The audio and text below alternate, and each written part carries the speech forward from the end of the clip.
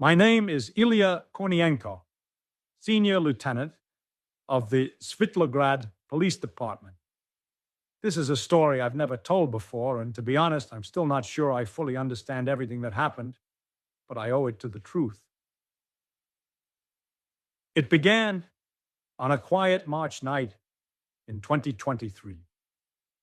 Svitlograd, a sleepy little town just outside of Kiev, was not the kind of place where major crimes occurred. Most of our work involved resolving neighbor disputes or stopping the occasional drunk driver. But that night, something changed. Part 1. The Night Call. At 4:03 a.m., our dispatch received a call about a possible break-in at a private warehouse on Miru Street. The place belonged to Mikhailo Natenko, a well-known local businessman. I was the closest unit, so I responded. When I arrived, the gate to the property was ajar. The padlock had been broken clean off. I approached with caution, weapon holstered, flashlight in hand.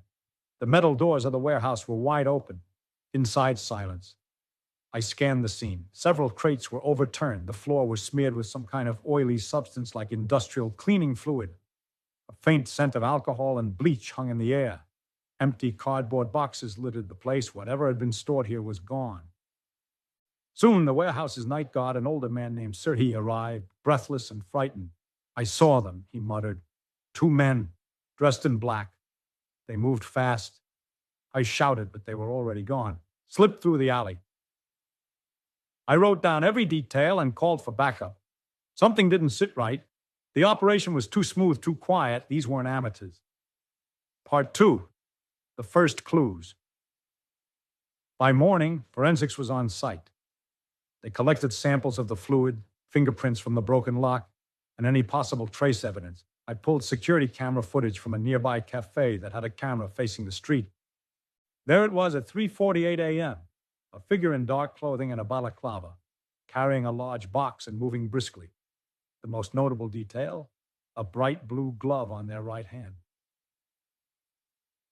I paused the video and stared. That glove, I'd seen it before. Not just any glove, it was the type used by janitors at the local hospital, a lead. Part 3, hidden motives. I started digging. I checked hospital supply records, spoke with janitorial staff, and narrowed it down to 6 employees who had both access and night shifts. One name stood out. Artem Natenko, the warehouse owner's nephew. Artem was 26, clever but reckless. He had access to both the hospital and the warehouse. He'd recently had a falling out with his uncle over financial issues. He also had an unexplained cash purchase of a used cargo van, something suspicious, given his modest income. Still, circumstantial evidence wasn't enough. I needed more. Part 4. The Inside Man. Over the next 2 weeks, we traced the stolen goods. It turned out the stolen cleaning supplies, industrial-grade high value, had been sold off in chunks through online classifieds. An account registered under a fake name led us to a warehouse on the outskirts of Kiev. We organized the sting operation. Inside the warehouse were half the missing goods stacked neatly. And behind them, security footage from the building revealed Artem loading the boxes just days prior. He was arrested on March 30th. But during questioning, he gave us a name.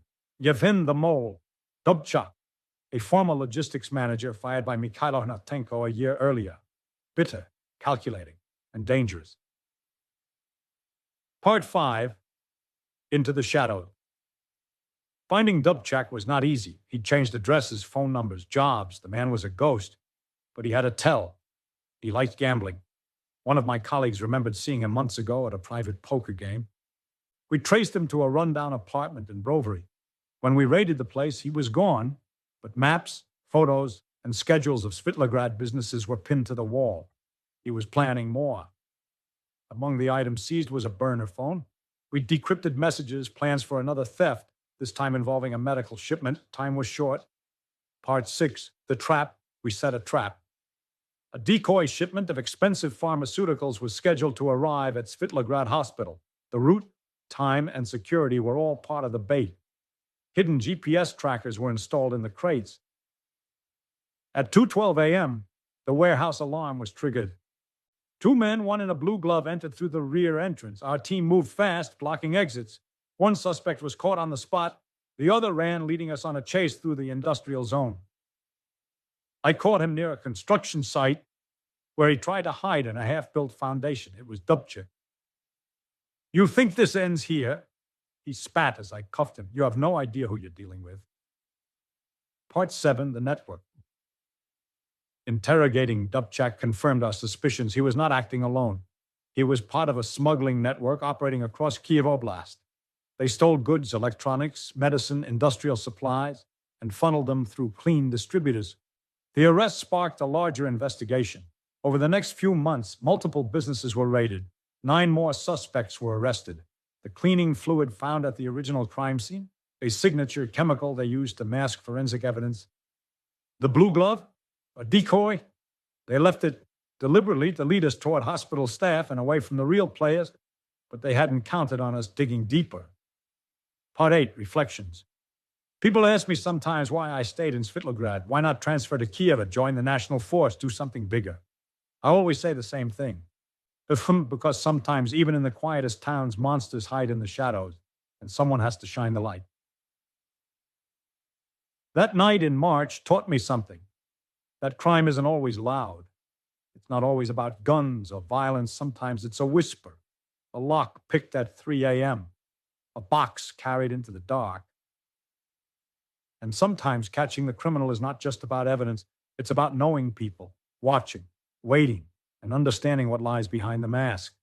And because sometimes, even in the